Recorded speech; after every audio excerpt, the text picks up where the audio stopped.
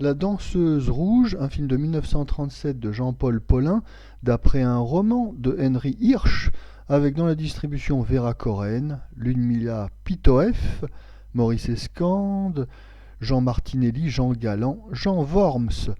Le sujet: Vera Corren a quitté la maison paternelle et devient l'instrument inconscient d'un agent secret, Jean Galland.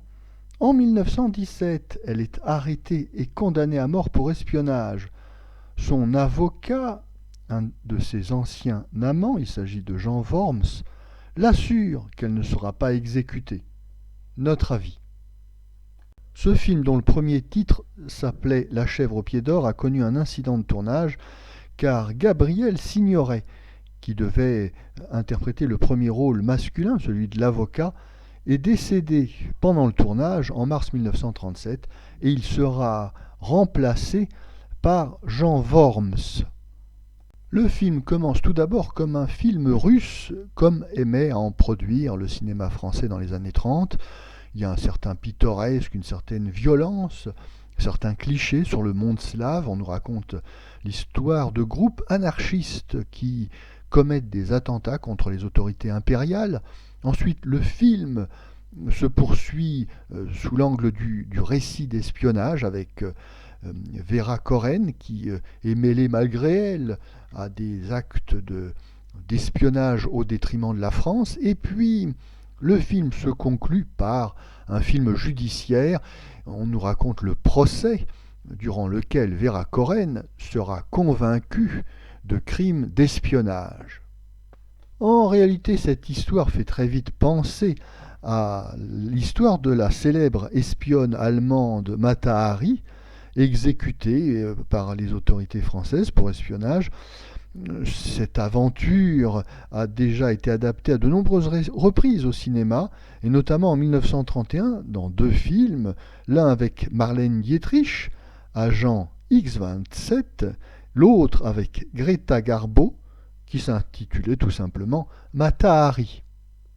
Et bien sûr, on ne peut s'empêcher de comparer cette version française des aventures de Mata Hari aux versions hollywoodiennes précitées, traitant du même sujet.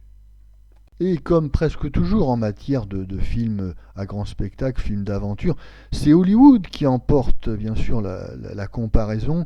Les deux films hollywoodiens, quoi qu'on en pense, sont techniquement parfaits et bénéficient de moyens financiers spectaculaires qui se voient à l'écran, alors que la version française apparaît un peu tristounette.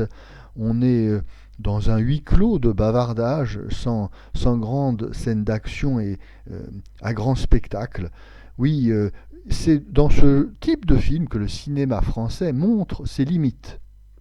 Ajoutons à cela que Vera Corren est une actrice bien peu expressive et sans grand charisme, et très peu convaincante dans les scènes d'émotion et de désespoir, ce qui n'est pas le cas des deux actrices américaine Marlène Dietrich et Greta Garbo, indépendamment d'ailleurs de ce qu'on peut penser d'elles et de leur jeu. Il faut bien reconnaître qu'elles ont une présence à l'écran, elles accrochent la lumière et ce sont d'incontestables actrices de cinéma. En revanche, les autres acteurs du film La danseuse rouge sont tout à fait convaincants dans leur emploi. On notera particulièrement la présence de Ludmilla Pitoef. Oui, c'est l'une de ses très rares apparitions à l'écran. Ludmilla Pitoef, avec son époux Georges Pitoef, était un couple vedette au théâtre dans les années 30, de très grande renommée et très apprécié du public et des critiques. Comme l'a souvent écrit François Vineuil, le cinéma français est rarement compétitif avec le cinéma hollywoodien pour ce type de production, ce qui n'est pas le cas lorsque le cinéma français ose s'intéresser à des sujets plus ambitieux ou plus psychologiques.